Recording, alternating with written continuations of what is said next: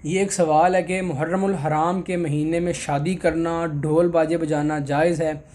Knees हमारे लोग अक्सर ये कहते हैं इमाम अली मकाम के गम की वजह से अपनी शादियां, तो खुदा का खौफ करो यार, खुदा का खौफ करो। इतना सेंसिटिव सवाल है ये। मुहर्रमुल हराम के महीने में एक चीज़ आप याद रखें, ये इखलाकी बात है। इमाम अली मकाम के वाक़े को आप for the sake of your honour एक वक्त के लिए साइड पे रख दें। आप सिर्फ अपने मोहल्ले में देखें, अगर आपके मोहल्ले में या आपके आस पास आस पड़ोस में रिश्तेदारों में कहीं ना कहीं शादी हो, शादी का दिन हो और वहाँ पे फौतगी हो जाए, तो ये अखलाक का तकाज़ा है, ये हमारी आला ज़रफ़ी का तकाज़ा है कि हम अपनी शादी को थोड़े वक्त के लिए, एक दो दिन के लिए पेंडिंग कर देते हैं।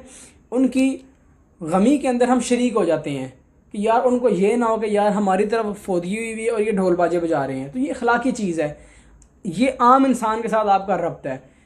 जहाँ रही बात इमाम अली मकाम की, तो इमाम अली मकाम का कोई आपने जो सवाल लिखा है ना, मुझे नहीं पता आपने लिखा है या आपकी तवज्जुह से किसी ने पूछा है।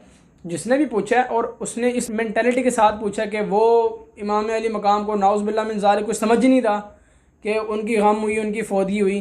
तो मेरा हज़रत आपसे सवाल है कि अगर आपके खुदा न खास्ता वालदैन या कोई करीबी बंदा फ़ौत हो जाए और कोई दूसरा बंदा बारात लेके ढोल बजाता हुआ आपके घर के पास आके खड़ा हो जाए, तो कितना तकलीफ़ होगी आपको।